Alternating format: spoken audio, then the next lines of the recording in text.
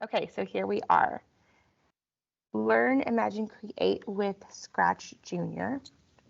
So I am Carrie Shell, if you've heard me in the other sessions, Seashell, right? It's a fun name to be remembered by. Let's go to the beach. I'm an EdTech Instructional Specialist here in SAISD. And so my objectives I have for us, getting to know Scratch Junior. I do have some examples to show you of scripts I've created and where to find resources, ready-made lessons, and then some practice time. And I've also created some ideas for how you could implement this in an elementary classroom. So our T-Test connection, we're looking at the activities. And if you look here, see, I'm zooming in slowly.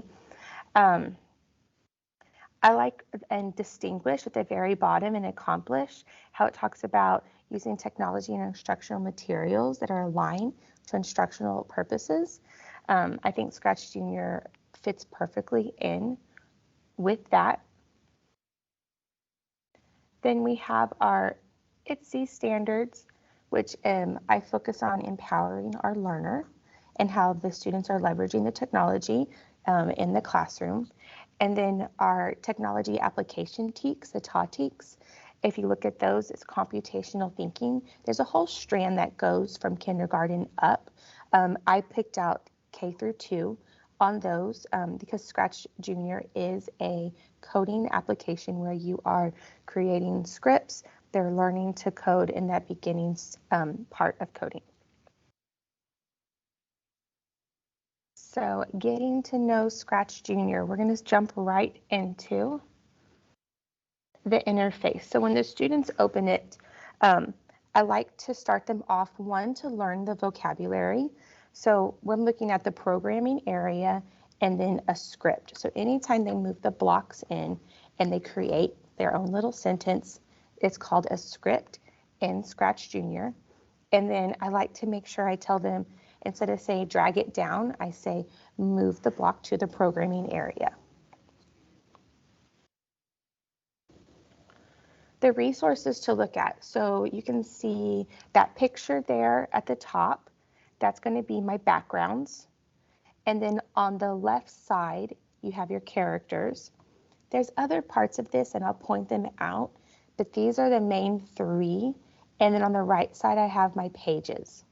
So these are the main 3 things I point out with my students when we start. We're looking at changing our background, adding in characters, and then the pages. I have found that Scratch Junior goes to 4 pages total per activity you open.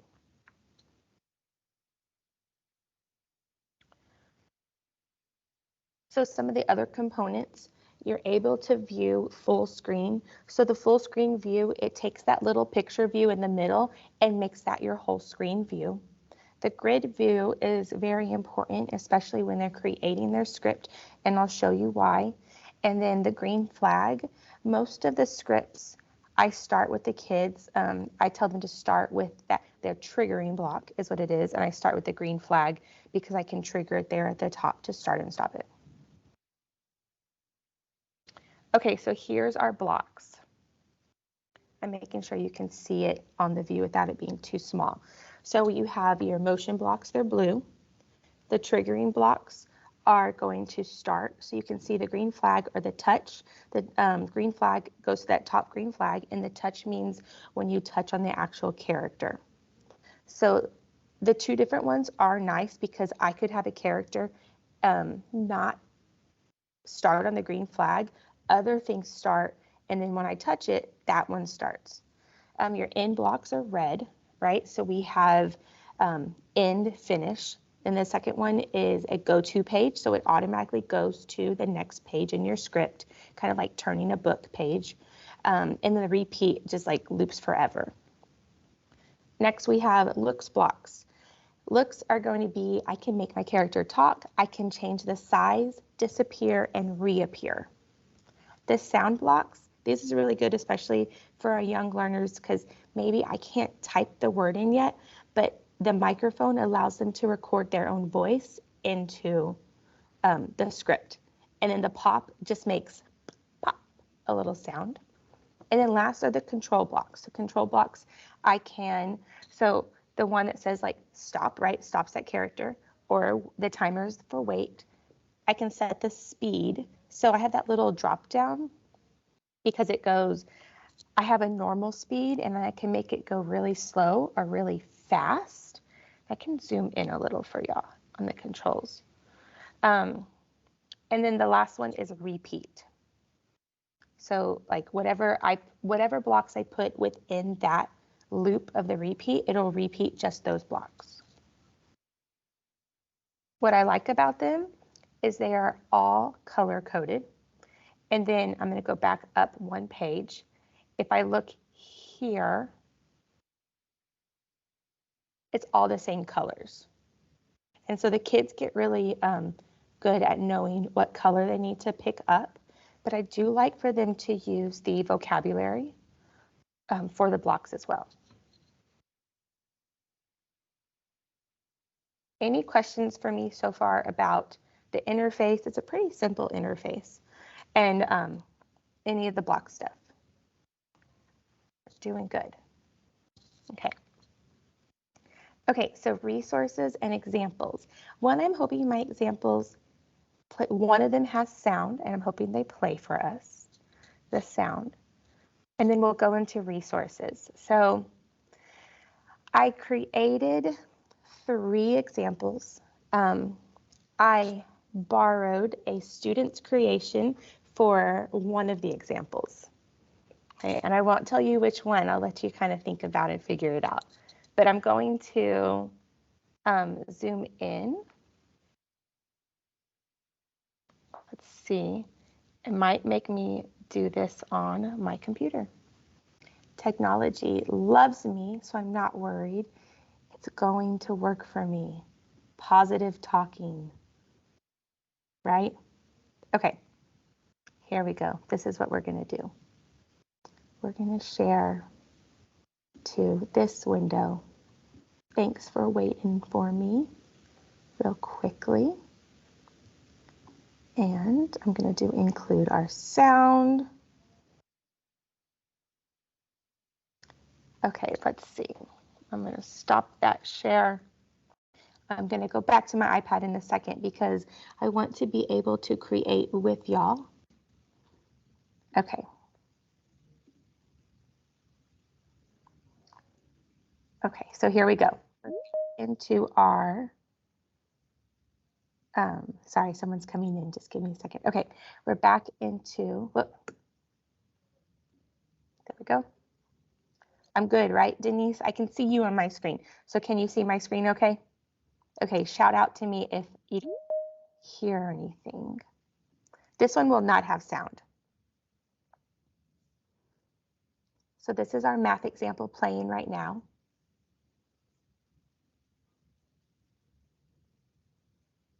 So you can see the dragon moving.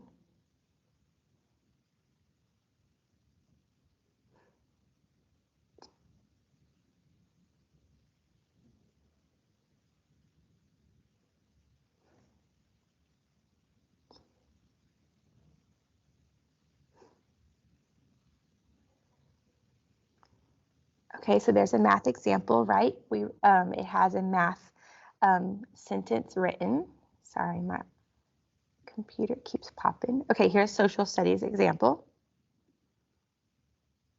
I don't believe this one has sound either. Welcome to the valley. A valley is an area that is between 2 mountains. I am living on the river in the valley. A river usually runs through a valley. I live in the desert. You do not see much water in the desert. It is very dry land. And this one does not have sound.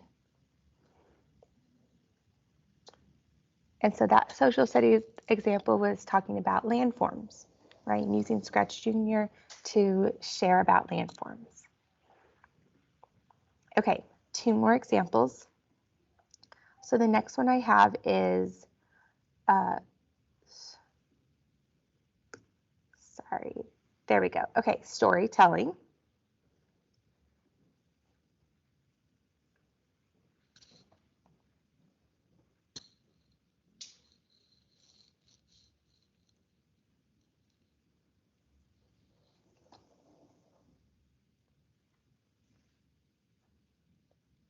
There was no sound on that one.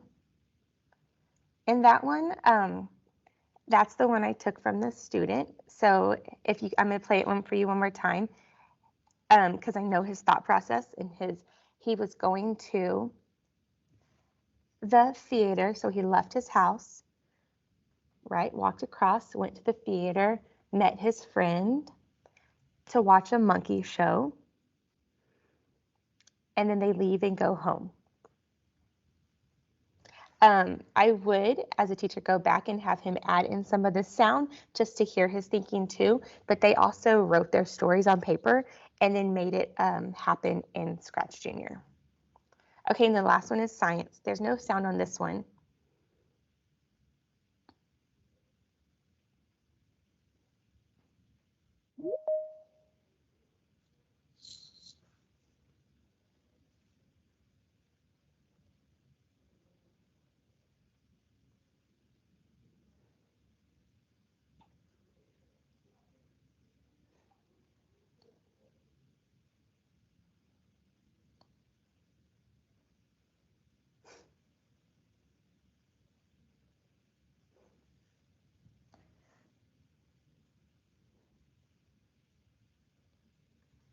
Okay, so I say in the science one, that would be my upper elementary example, going from my second graders and up, because they're learning about the water cycle.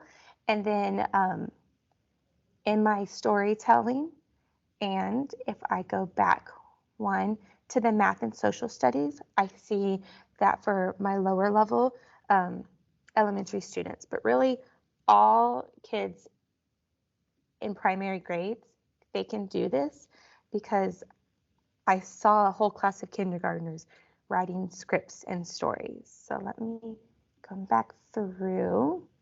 Okay, so I want to point out some resources y'all have. I did give you a QR code, and I will also put links in the chat. There's one big link, really, that we're looking at. So let me go ahead and grab that. It's scratchjunior.org.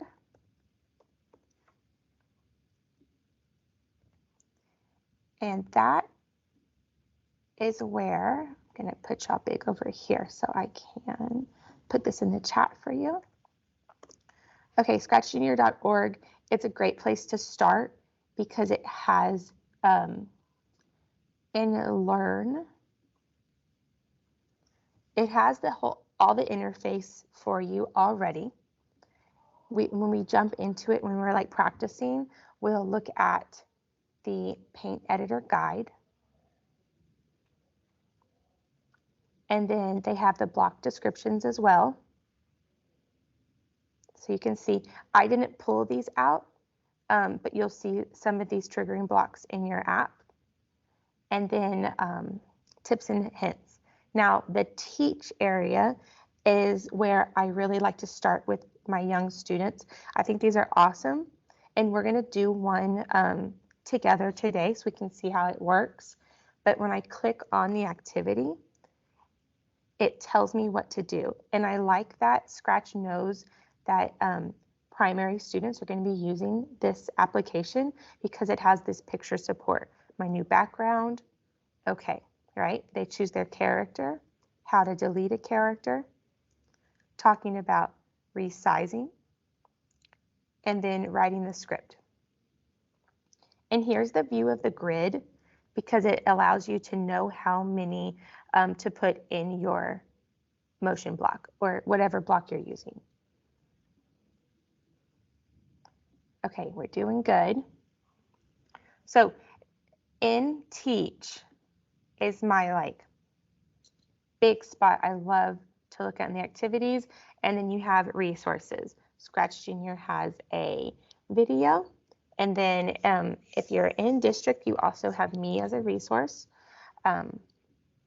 I have written a student-facing slides for Scratch Junior, and I can check on sharing those out of district. However, I know in district, I will be able to share that resource with you. So scratchjunior.org, great place to start. I'm going to click back into activities, and then I believe it is our practice time. So we went through, yes, block descriptions, paint editor, perfect. All right, that means I get to be a jumper back to my iPad. If you don't have an iPad with you right now, that's okay. If you do, pull it up. If you don't, I'm going to walk through creating the script and what that looks like in the actual interface.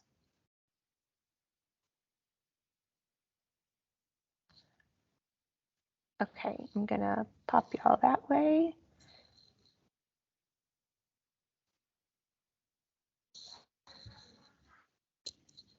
Okay, usually when you start, it's going to look like this.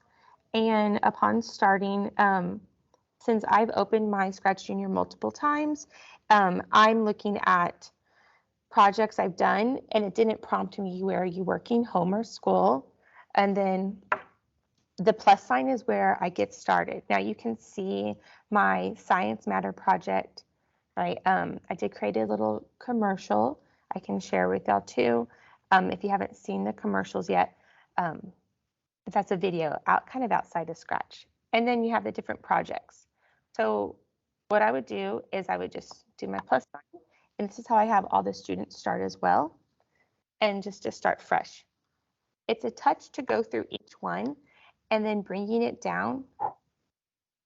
Can y'all hear the fun sounds that it goes with too, like whooshes? So bringing down, I'm just sliding it, grabbing and sliding. If I chose the wrong one, I grab it and I throw it up and it deletes it back. So this interface is is much more simple, Roberto, right, than Scratch. And I like that it doesn't overcomplicate like how many blocks there are. I'm just touching through each one first. Those are our looks blocks. You have your sound, motion,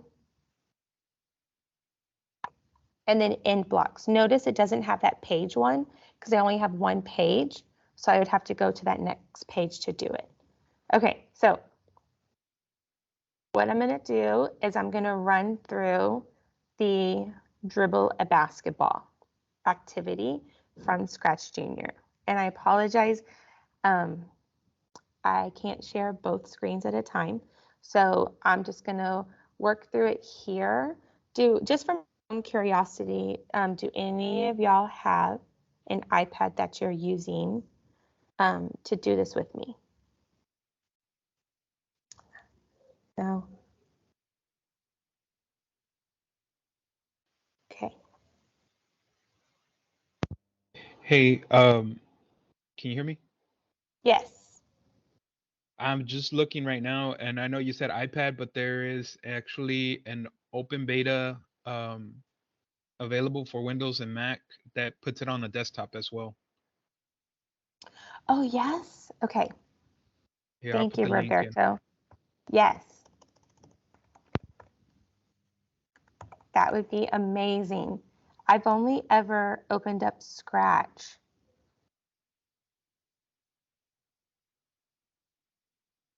Oh, I love it coming together.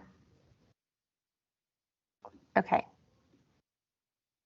Scratch Junior for the desktop. That's amazing. Look, you taught me something today. Thank you so much. Okay, so if you are able to access that link and download it, then you can practice along there.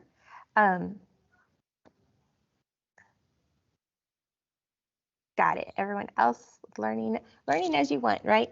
Sometimes you want to see, sometimes not. So I'll go through the choosing a background, right? So here I am, my screen's still sharing, perfect. All right, so in this one, I'm in a basketball court. And so everything's just a touch. Something that is fun is in the editor. So you notice at the top right, I have my little paintbrush.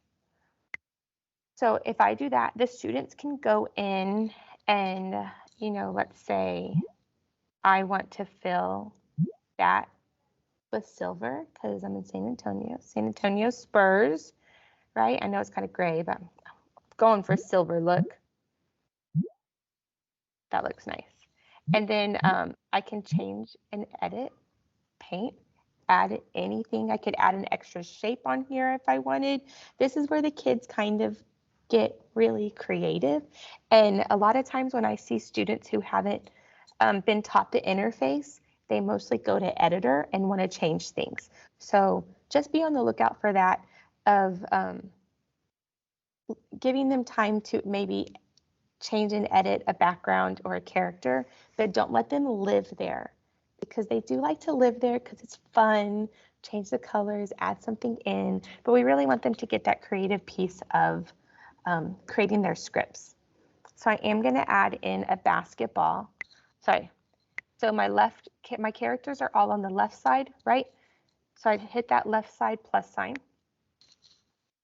And then I'm going to go down. And these are all the characters they have access to, or they can create their own characters. There's my basketball. It's right there. I forgot I had my little pointer with me. So I'm going to add that in. And then now I'm going to move the characters. So I'm touching and I'm dragging before I do anything with them, right? Touch and drag. Notice I haven't created any scripts. I'm just positioning them. And then here on the left side, so notice I have two characters, right? I'm going to start with my cat. I have to build a script for each character separately to toggle between them. I want them to start on the trigger of the green flag. And then I'm going to have my cat move. At the very top, I'm going to click on grid view. And so I see my cat is on 3. So if I touch down here in my motion block and I change that to 12, then that's going to take me, right? 1, 2, 3, 4, 5, 6, 7, 8, 9, 10, 11, 12. That's a pretty good spot. I wanted to show you how the little blue square moves, like where the character moves, but you wouldn't have to move them to count. They could just do a quick count to see it on their own without moving. And then that's my script for my cat. Then I got to go to the basketball. So notice if I do the green, oh, sorry, I want to take the grid off. If I do the green flag, my basketball will not move, but my cat will. So I need to write a script for my basketball. I want that trigger to be green flag as well. And then I'm going to have my basketball move the same amount of time. My end block is going to end there. But then I'm going to have another one.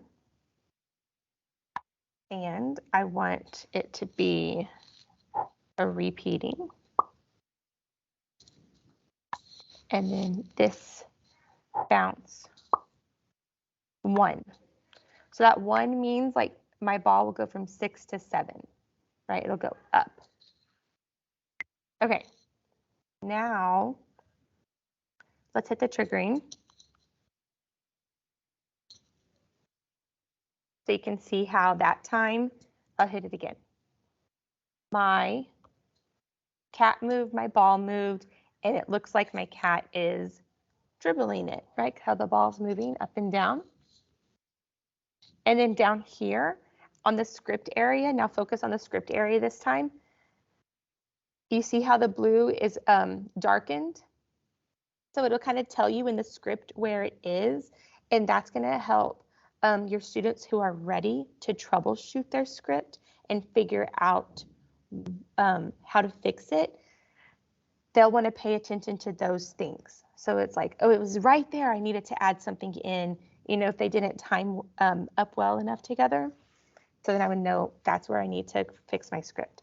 Now this one just now, I did straight from Scratch Junior, and I followed their lesson and their pictures.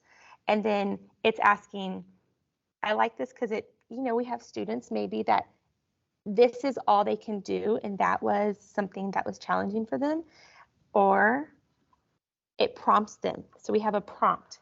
Can we make the cat shoot the ball into the basket? Yeah, I think we could, right? Now the question is, where would we put it?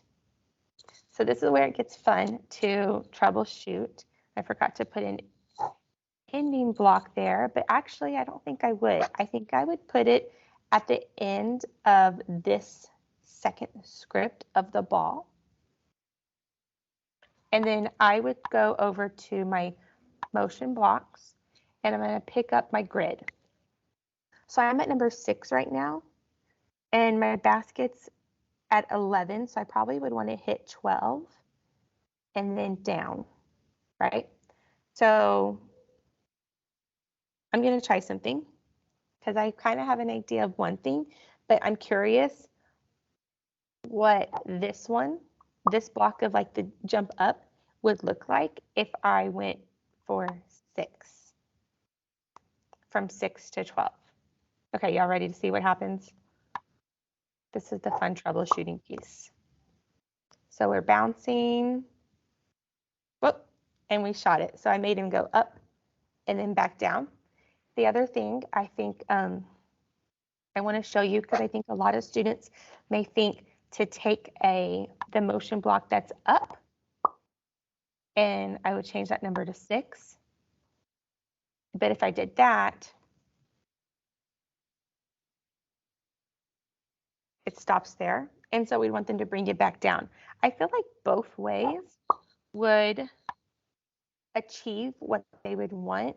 But something that's really nice about this is, so I feel like these two and this one are similar. This one is just more of a fluid movement.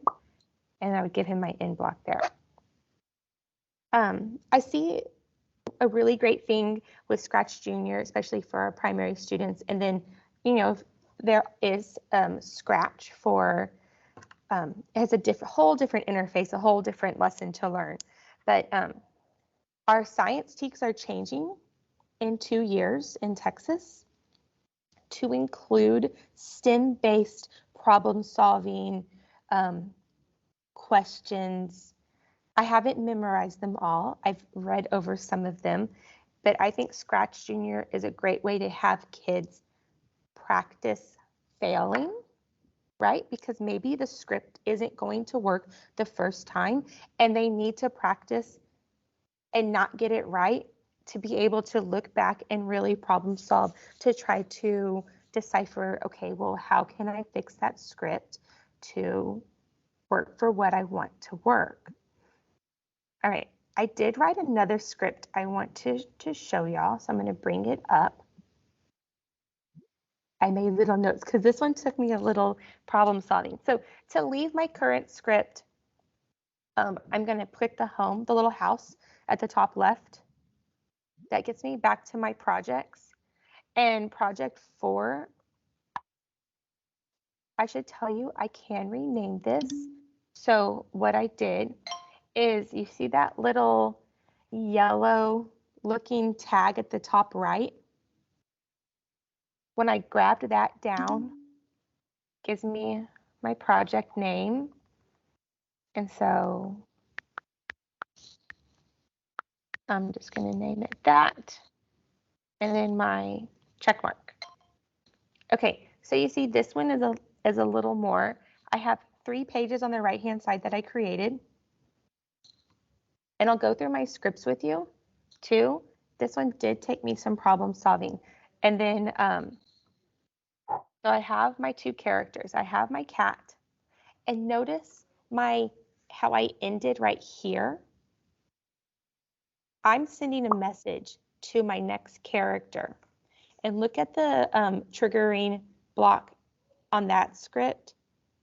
So it's starting when this character tells it to. So that's just a different way to start your character. And then if I press my green flag, you can see him moving, then moving. I like how it lights up. There's my ball, and my ball bounces, right? I'm going to press stop. So then next I have cat. Notice here at the script, and I need to pull one character out. So what I did is I'll pull this guy out. Whenever you start your script, wherever you want to put your character, the kids can move them. Now, if I don't like the size of that character, I'm not going to write a script. I'm just going to grab the block and note, I'm going to zoom in. Oh, it doesn't let me zoom in. Wouldn't that be nice? Okay, do you see this first one? How like the little white icon is bigger, who's brighter? That's getting bigger. And then this one is getting smaller. And this one is back to your starting size, basically. So if I touch that, notice my character gets smaller. I went back to normal size, or I can do the opposite. I can touch it to make my character larger, back to starting size. So your students can go in and choose the size. A lot of times I like to make my characters disappear at the beginning of my script, like, gone, you can't see me. And then I put this in my script to appear at a certain time. So if you look at my cat character, let me delete this guy. Deleting touch and hold is a delete for everything on Scratch, and the X. Okay, so you notice now this character is holding the ball. So what I did in the editor, so I clicked that paintbrush and I opened up the paint editor. I drew a ball for my character best I could. It's not the most sophisticated editor. However, I'm sure there are some students that would be more talented than me in the artistic design, and I'm okay with that. So I have my ball so my character doesn't let go of it, basically. And then watch when I start this one. You see how he's so small at the top? And then I have him getting bigger and coming down the street, basically.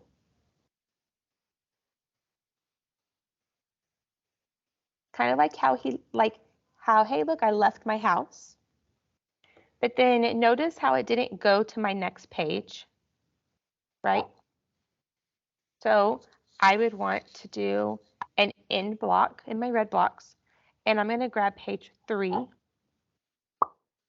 So that way, if I press my triggering flag, it automatically starts the next script in the next page for me. And then here you see I have my character, but he needs to have the same ball. And I thought I had the ball. And this is kind of like the same thing that we just did. So there's the ball with the basketball, right? So you have it there.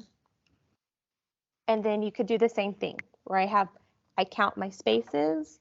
I can move the ball and the character simultaneously with their own scripts that I pull down to create. Any questions for me so far? I'm trying not to talk too fast, so y'all are thinking about anything you might need from me. Okay. Hey, when you say that the 4 pages are max, that means you're referring to the backgrounds, right? No, so like look right here on the side. Uh-huh. Like I have 1, 2, 3, 4. Did yours open up more? Because like on mine, I can't scroll down and add another page. So per like script you create in your element right that you're in, I can have 1, 2, 3, 4 backgrounds. Okay, but that doesn't limit the amount of characters that you have, right? Now let's see. Let's find out. I'm just choosing. These little guys are fun. Sorry, my engineering brain is going. It's like, how Yeah. can I break it to see what it is? If you don't, how can you break it? Just look at it. I mean, they're letting me keep going Okay. and going. So that kind of seems endless. They all come in the mid, right? Mm-hmm. I mean, I kind of would like for it to stop. So, but then at the same time, what if you have this huge party happening Mm-hmm. and the kids need a lot of people to show up and come and go and leave? And then in the script itself, what I do see a lot, so think about this thing with kids, is teach them that number. So like right here, right, that number, teach them that trick of putting in, it's like, oh, did it like 100, of putting in, I did 15 and it's going to go through to the next page, I think, watch. So it's gonna go here and then come out the other side. But what I usually see kids do is this. And they'll bring them all down like that. And their script will be really, really, really long. And while it works the purpose, you know, you want to have it simplified, especially if you go into programs that are more challenging, creating different type of scripts, right, and coding. So definitely teach the kids that drop down to choose their numbers. Okay, so I'm going to stop sharing from my iPad, and then I'm going to jump into, I'm going to delete that one. Okay, I'm going to jump into, back into my presentation. Stop there. Okay, just to be able to show you my ideas, and then maybe y'all have ideas too, or you're like, hey, I like your idea, and I would kind of change it to be this, because the more ideas together, the better, right? The more the merrier. Okay, so I'm going to go ahead and put that down. Here we go. All right. So we did have some practice time together, went through some scripts. So here's the things I was thinking for in the classroom. And remember, I was thinking for a primary. Two ways I see this happening. One way is whole group. I have participated in kindergarten, first grade, and second grade classrooms, and pre-K, mind you, actually. We taught pre-K kids how to use it this year too at one of my campuses. Use it in whole group, and I can kind of show you my slides and what that looked like. But this is kind of an example of one. So I would have my instruction examples up. So I see 2 pages, check. I see 2 characters, check. It's kind of starting and keeping the kids on a guideline. Especially the very, very young learners, I did see that they were really interested in adding a lot of characters. And while it's really fun to put so many characters on, we want them to be more focused on the scripts up front. And that way they're thinking about the reason why they're using it and not just like piling it in kind of like with stickers. I see them using it kind of like, hey, sticker, you know, I'm going to put stickers on everything. That's how I kind of see the characters. And changing the characters in the beginning. So just friendly information for you is to prepare them for that, right? So here's one example. Another example, so I would say is, does your script have, right? So this is like a checklist for the kids. I think students like to have the ability to look at something and you're projecting on a panel or whatever display you have in your classroom to project. So then I'm not saying how many, but I'm saying, you know, kind of like think about. And this time I listed all the blocks. Maybe I don't want them to use certain blocks, and maybe I want them to focus on like, what can you do with motion and control today? And so I would have taken out the other blocks and just left the 4, the triggering, in, motion, and control. And this is all I would project this, right? Like during my whole group instruction, or if they were in centers, I would either have it printed or have a QR code where they would scan to look at instructions. Okay, so here's what I was thinking about for in a center. I'm trying to see if I can, no. I wanted to try to zoom in for y'all a little. I can zoom in on my iPad, but on my computer, it's not wanting me to. So I have here, I would use this in a math center, and I would have the students choose an addition problem or a subtraction problem. And then notice I gave them must-haves. So I must see 2 pages, scripts written, and characters. And then a can have is more characters, right? 3 or 4 pages, creativity and fun, because you do want them to kind of get it out, see what they'll create, right? So this is the center information that I actually used in my own classroom. I've been out of the classroom for a few years now, and I was in a first grade and kindergarten classroom. And so I would put these up in my centers as the student instructions. And I think that it could work really great with Scratch Junior. And then here's a writing one for a writing center or writing whole group, because I think Scratch is a great way to make their writing come to life, where they're not having to create a video right there, but they're using those tactics that are important for them to be practicing of learning how to code and creating and learning that language. So I see, like you see at the top, I want them to start their story and then write a story for your characters. So probably I could make it a little more involved with those steps, but I would want to do that on a different thing in whole group. And so down here you can see in Scratch Junior. So I put like this is with my paper pencil, and then here on my app. Select or create characters. Same thing with the setting. Create a script for each character and then play your Scratch Junior.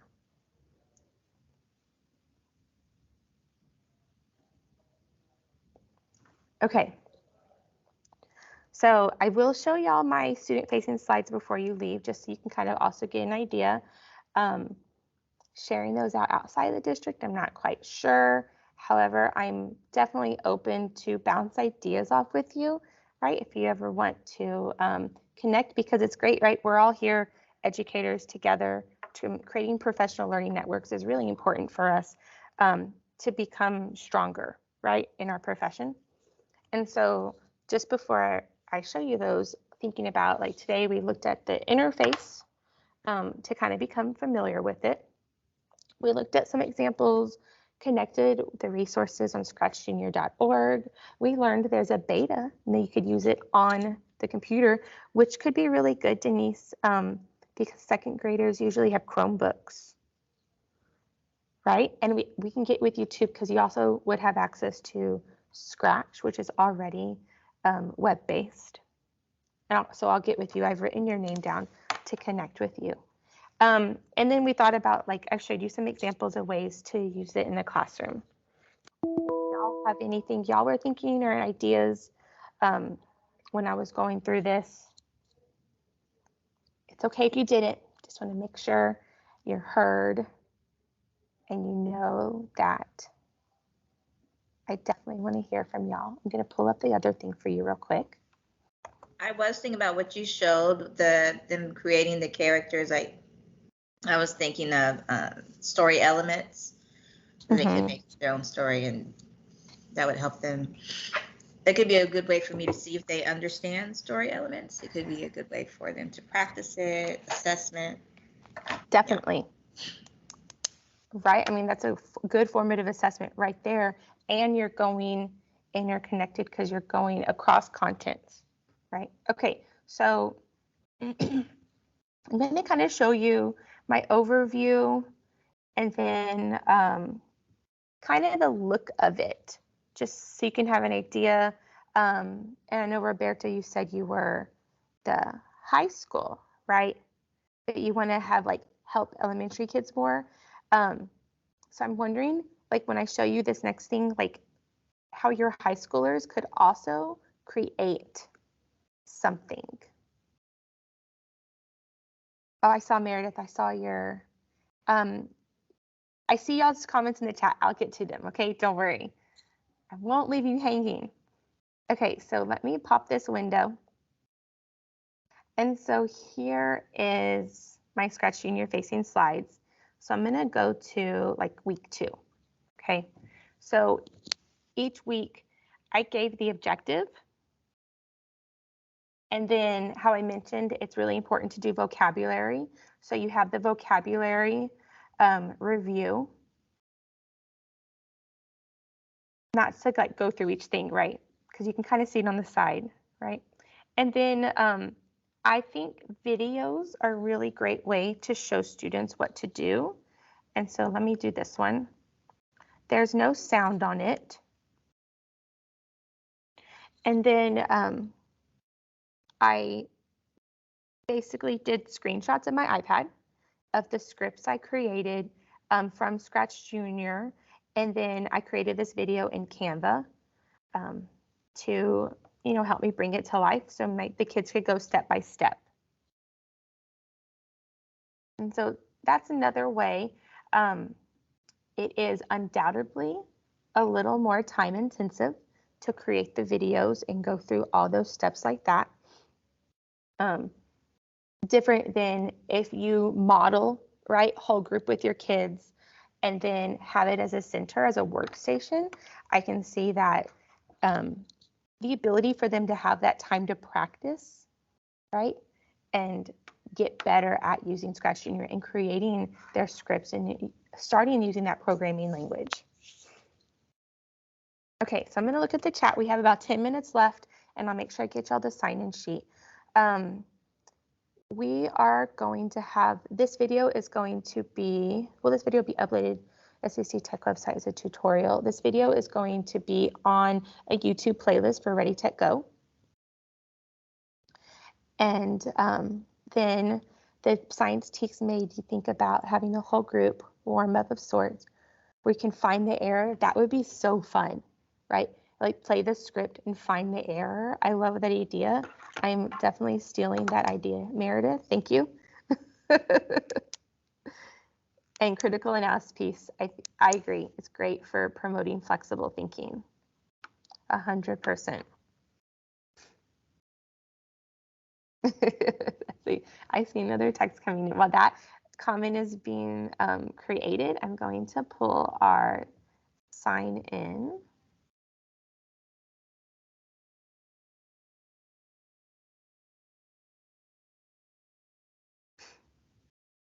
And then I do want to leave you, is there a limit of how long students can record their voice? I haven't found it yet. So 100% not sure if there is a limit or not. I'm sorry. Okay, I'm going to pull the very raw sign up link. I apologize. Close out my other one. And then I'll give y'all my email. If you've heard me in any of the other sessions, I'm Seashell, right? Such a fun name. I was not born with this name.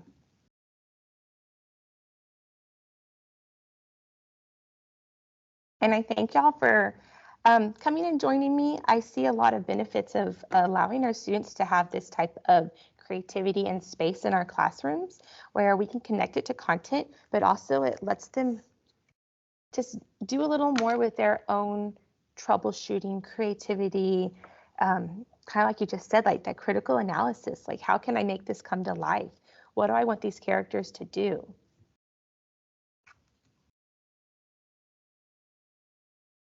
But y'all reach out at any time and then look for the links for everything. Let me grab my share link for you for my presentation.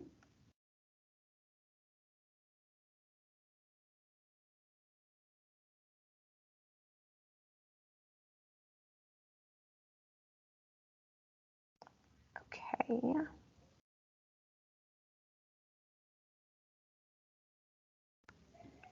All right.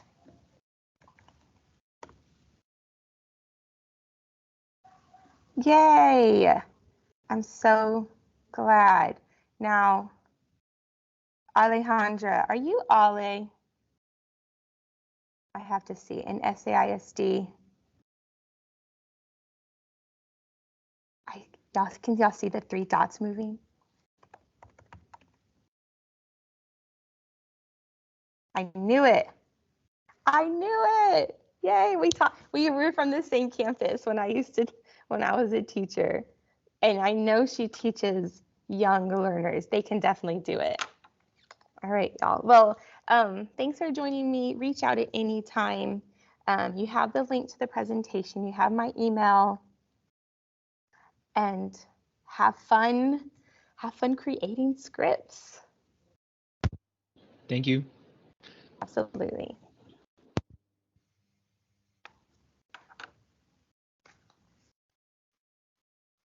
Bye, everyone. Oh wait, just a heads up. The desktop version has a different character. It doesn't have the cat. That's the only, I think that's the Okay. only difference I'm seeing. Okay, that's a good heads up. I'm gonna check this out. Cynthia, and for middle school also, if you're not on iPads, you check out Scratch. I can get with you too.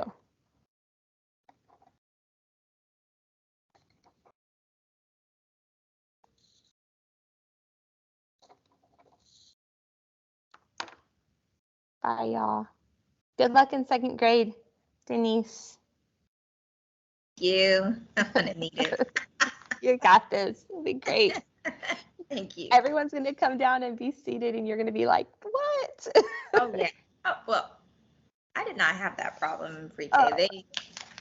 I was very consistent about where they needed to be when they needed to be. You're They gonna have learn. fun. They learn quickly. They got it. Thank you. Bye. Bye.